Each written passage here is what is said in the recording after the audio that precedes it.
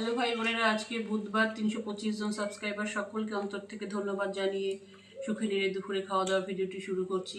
তো অনেক বক বক করেছি জয় শ্রীরাম নিয়ে, চোরেদের নিয়ে, বিষ্ণু মাতাকে নিয়ে। সেই বক বক এখন খতম। আর কাকে নিয়ে বা সমালোচনা করব?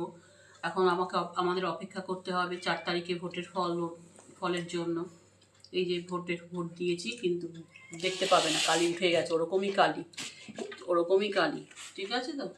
তা ভাই বোনেরা, এই কি বলবো, যে অনেক হচ্ছে, কিন্তু কিছু কিছু জায়গায় বিশেষ করে তখন থেকে তো শুভেন্দু অধিকারী আর ওই মমতা ব্যানার্জির যে জায়গা, ওই কি নাম, ভবানীপুর, ওইসব জায়গায় কত অশান্তি হচ্ছে, টুকটাক তো অশান্তি হচ্ছে।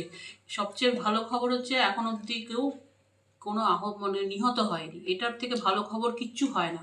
অ্যাকচুয়ালি একটু তো অশান্তি হবে পশ্চিমবঙ্গ, নাহলে কি করে তোমরা বুঝবে এটা যে পশ্চিমবঙ্গ? তখন তো তোমার মনে হবে সে বিহারের মতন ভদ্র হয়ে গেছে, ম্যাড্রাসের মতন ভদ্র হয়ে গেছে। এটা যে পশ্চিমবঙ্গ, তা অশান্তি হচ্ছে বলেই বুঝতে পারছো যেটা আমরা পশ্চিমবঙ্গে বাস করছি। যদি ভদ্র সভ্য হয়ে যেতাম তাহলে তো মুশকিল হয়ে যেত না? তখন আবার ওটাও ঠিক আবার মেনে নেওয়া যেত না, বাবা পশ্চিমবঙ্গ এত ভদ্র হয়ে গেল, এটা ঠিক হজম হবে না, বলে না ইয়ে বাত কুছ হজম নেই হুই। তো যাই হোক, দেখি আমাদের কি তল্পা গোটাতে হয়, নাকি এখানেই থাকবো, নাকি থ্রেড কালচারের মধ্যেই থাকবো, ঈশ্বর জানে। আর যদি দেখি যে ঈশ্বর, তাহলে বুঝবো ঈশ্বর নেই। থ্রেড কালচারের মধ্যে যদি থাকতে হয় তাহলে বুঝবো ঈশ্বর নেই। আর রান্না বান্না দেখাতে হবে। এই যে আলুর দম হয়েছে, আর পনিরের তরকারি হয়েছে। ওর বাবা রুটি খাচ্ছে।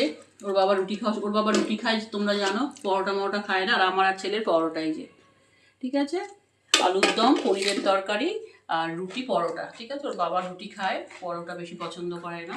ঠিক আছে ভাই বোনেরা, তো আজকের মতন ভিডিওটা এইটুকু। পাশে থাকবে, সাবধানে থাকবে। আমার 325 জন সাবস্ক্রাইবার, খুব ভালো লাগে। একটু একটু করে এগোচ্ছি কচ্ছপের গতিতে, কিন্তু এগোচ্ছি আমি। যাই হোক ভাই বোনেরা, রাখলাম। পাশে থাকবে, সাবধানে থাকবে। জয় শ্রীরাম।